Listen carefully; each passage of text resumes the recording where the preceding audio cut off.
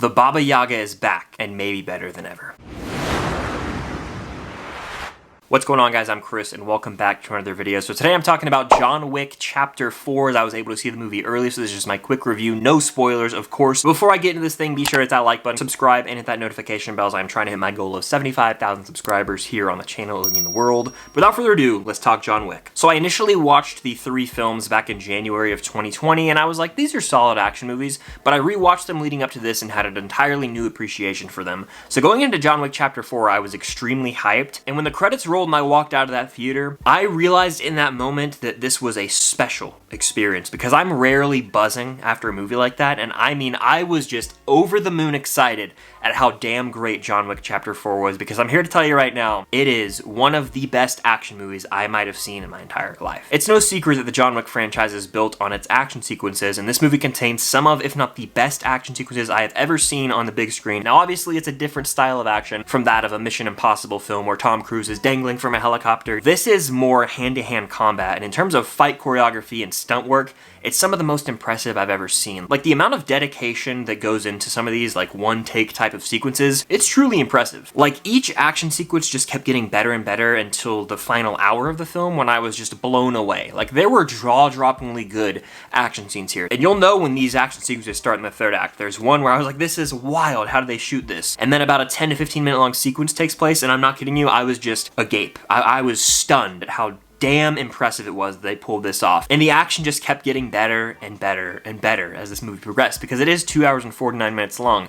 But never once do you feel that runtime, in my opinion. I was locked in from the start. From the first sound this movie makes, I was fully locked in. And I mean, I could sit here and rave about how fantastic the action in this movie is, but you just gotta check it out for yourself and see how damn great it is. There's intense music playing that just propels these scenes forward, and it literally just flies by watching it. Whether it's sword fighting, a shootout, hand-to-hand combat, you name it, this movie has got it. Car chases, motorcycle chases, I mean, they threw everything at the wall here, and it shows, because this was enthralling. Now, as we all know, after the events of John Wick 3, he is hell-bent on revenge, coming for the high table, and from the start of this movie, that is made clear. In fact, before I came into this movie, my biggest concern was, will it just be action over substance? That's kind of how I felt about a lot of the John Wick movies the first time I watched them, is, oh, let's watch John Wick shoot someone in the head for 15 minutes, but not really care. This movie takes everything that we've built up about this character and this world from the first 3 films, and it takes it to the next level. By the end of 3, I really felt for John Wick as a character, but he's the most likable in this movie and the most understood. But perhaps what's most impressive about this movie is that a whole new crew of supporting characters is introduced, and they're all really emotionally compelling. There's this character called, like, the Tracker, and I was a little curious about his role in the film, but I ended up being pleasantly surprised. But Donnie Yen's character in this movie is a clear standout here. They set him up from the beginning,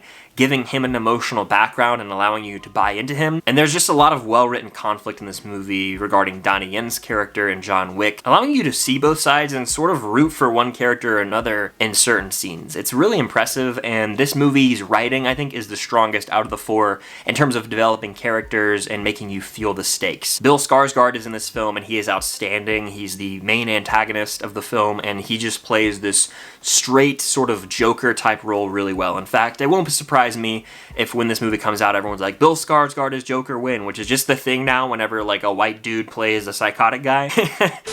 He's a terrifying presence on screen, and he's able to outsmart a lot of characters in certain situations, and they cement him really early on as the main threat of this film, sort of a overarching villain of this franchise in a way. In fact, he's a hateable character in this movie, and seeing all of his plots unfold just adds to the stakes in terms of John Wick wanting to kill his way to the top and just take out all of these people who have wronged him. But that's where I have to give the most credit to the writers, is that John Wick as a character is so hell-bent on revenge and killing everyone in his path that he doesn't really take time to realize the full impact of what he's doing and what his end goal is. Where will this path of revenge lead him? That's a question that he sort of struggles to come to terms with over the course of the movie, and he has some really heart-to-heart conversations with characters like Winston, like, what is my goal in life? Like, what have I done? Where do I want to go, and how am I going to continue living like this? It's very interesting. There are a lot of moral questions brought up, and like, how do you want to be remembered? There was a lot of emotional depth, and that's something that I have to give them props to again, because I thought that it lacked in some of the earlier entries in this franchise. Here, it just felt like they took everything and turned it up to 100. 100. The action is non-stop and incredible, but the emotional weight that these characters hold is really heavy. And there were moments where I was emotionally gut punched, whether that be with Donnie Yent's character or Winston, and of course John Wick himself. I just cared so deeply about everyone in this movie. There's so much passion put into this movie, and it shines through on the big screen. In fact, I don't know if the John Wick franchise will ever be able to top this entry. It feels like everything's been building to this, and in many ways, this movie feels like the end in a way. Like, I don't know how you can continue the story after how well everything wrapped up here. John Wick Chapter 4 is a near 3-hour action epic that I never once got bored in.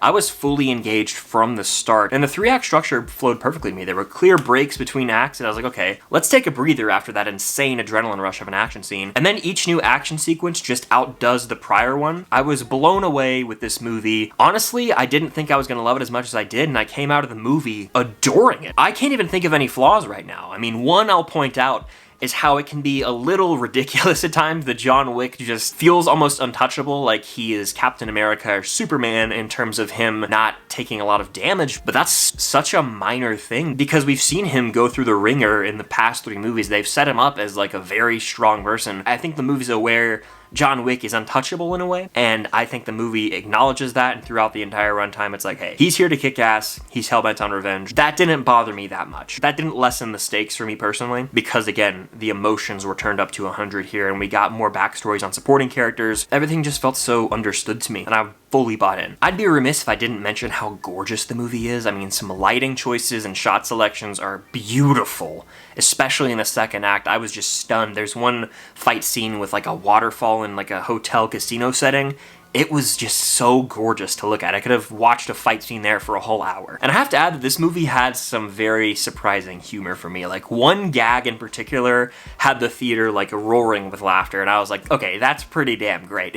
I'm thinking about it right now, I was like, okay, I love that they put that in there. So this movie has everything. Heart, humor, insane action sequences that will blow your mind, and all around it felt like it tied a nice bow on the first 4 John Wick films. In fact, it might just be my favorite of the bunch, and it might not be close. You'll have to stay tuned for my John Wick ranking coming the week that the movie comes out, but I adore this movie. In fact, it is my favorite movie of the year at this moment. It's one of the best experiences I've had in a movie theater with an action movie, and it might just be one of my favorite action movies of all time. Like, it's MI6 level good. You guys have to see this in theaters if you're a fan of action movies or John Wick, and if you love the first 3 John Wick movies, you're probably gonna love this one the most, guys. It is that good. Believe the hype. This movie is fantastic. Keanu Reeves put his heart and soul into this franchise, and this feels like the culmination of those past 3 films. I adore John Wick Chapter 4, and I will definitely be watching this again sometime soon. But that's just my 2 cents on John Wick Chapter 4. Let me know your predictions or expectations for this movie in the comments down below, and be sure to hit that like button, subscribe, and hit that notification bell if you can help me reach my goal of 75,000 subscribers here on the channel. And of course, stay tuned for more content coming very, very soon. Until next time, we'll see you guys later.